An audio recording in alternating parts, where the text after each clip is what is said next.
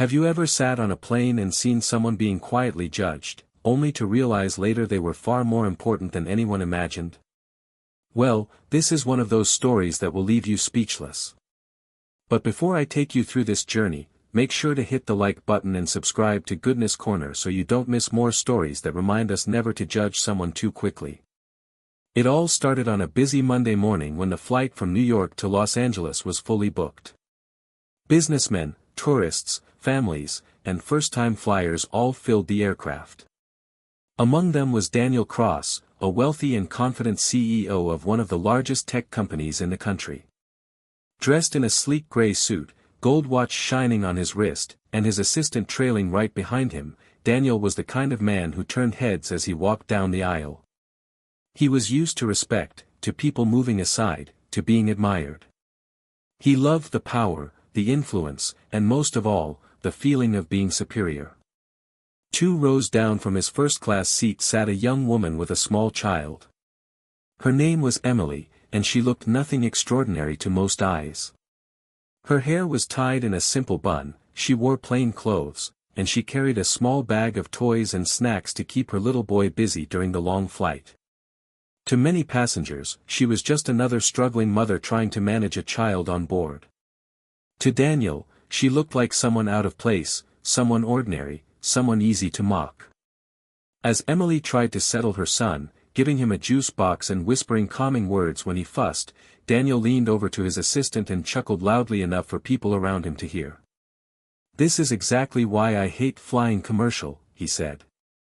"Crying kids, exhausted mothers, and chaos. People like her should really save for a bus ticket instead of ruining a flight for the rest of us." The word stung Emily, but she didn't respond. She kept her eyes on her son, brushing his hair gently and humming a quiet tune. But the humiliation lingered. A few passengers frowned at Daniel, but most stayed silent. After all, he looked rich and powerful, and people often assumed such men had the right to be arrogant. The flight continued smoothly for the first couple of hours.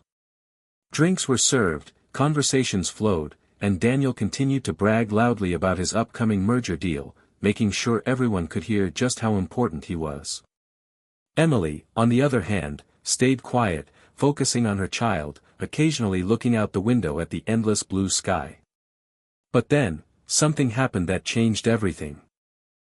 A sudden jolt shook the plane. The fasten seatbelt signs lit up. The cabin crew rushed to secure the aisles. A murmur of fear spread among the passengers. "Ladies and gentlemen, this is your captain speaking," a voice came over the intercom. "We're experiencing a technical issue. Please remain calm and stay in your seats. We may require emergency assistance shortly." Gasps filled the cabin. Some people prayed under their breath. Daniel gripped his armrest, his face pale. He wasn't laughing anymore. The plane shook again, more violently this time. A few children cried. Emily pulled her son close to her chest, whispering, "It's okay, sweetheart. Mommy's here. Don't be afraid." Her calmness contrasted sharply with the panic rising among the adults. Then, an announcement came that silenced the cabin even further. The captain's voice trembled slightly but carried urgency. "Is there a Dr. Emily Carter on board? Please identify yourself immediately. This is an emergency." The passengers looked around in confusion. Daniel scoffed. "What are the chances a real doctor is here?" But then, to everyone's shock, the quiet mother in plain clothes, Emily, slowly stood up, handed her son a small toy, and said firmly, "I'm Dr. Emily Carter." "What's the emergency?"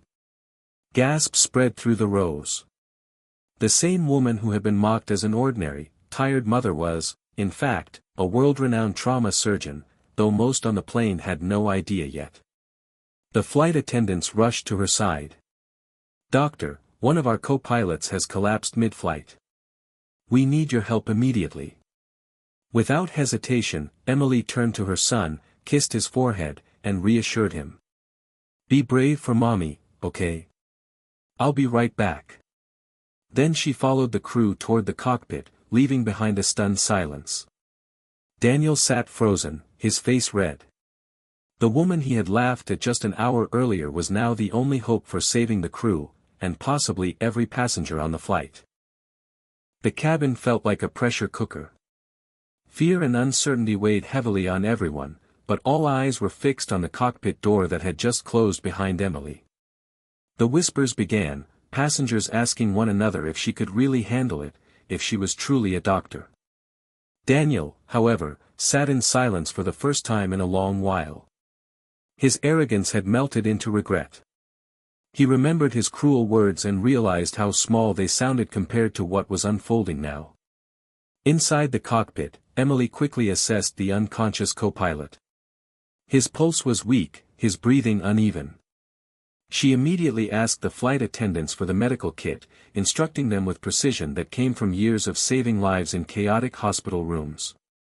Her calm voice steadied the crew as she inserted N4, monitored vitals, and worked tirelessly to stabilize him. Meanwhile, the captain struggled to keep the plane steady. "Doctor, if he doesn't wake up soon, I'll need you to help guide us for landing. I can't do this alone much longer." Emily nodded firmly. She wasn't just a doctor, she was also trained in emergency aviation medicine, a rare specialty.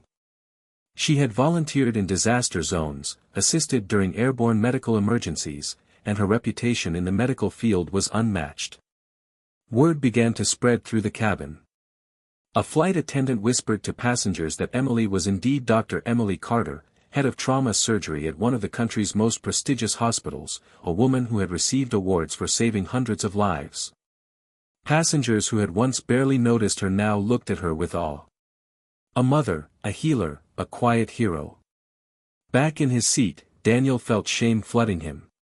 He had judged her by her plain clothes, by her role as a mother, by her silence.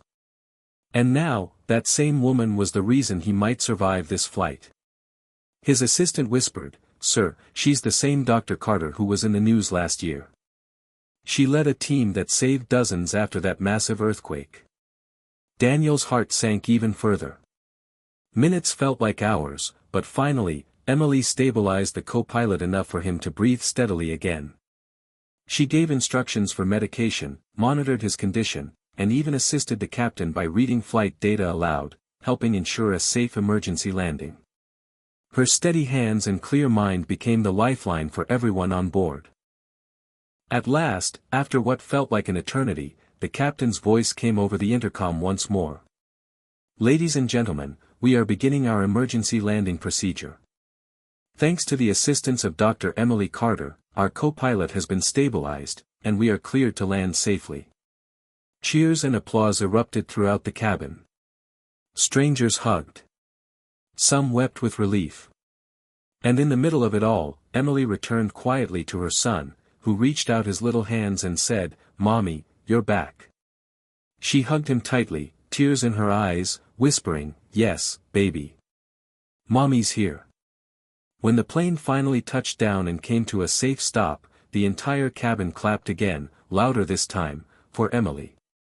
Passengers lined up to thank her, some even asking for autographs, but she only smiled politely and said, "I'm just glad I could help." Daniel, however, couldn't bring himself to move at first. Shame and admiration wrestled inside him. Finally, he stood and approached her slowly. "Dr. Carter," he said softly, "I owe you an apology. Earlier, I misjudged you terribly. I was arrogant, and I see now how wrong I was. You didn't just save the co-pilot. You saved all of us. Including me." Emily looked at him with kind but steady eyes. "Mr. Cross, it's easy to judge what we see on the surface. But true worth isn't always obvious. Remember that." Her words pierced him deeper than any insult ever could, because they carried truth.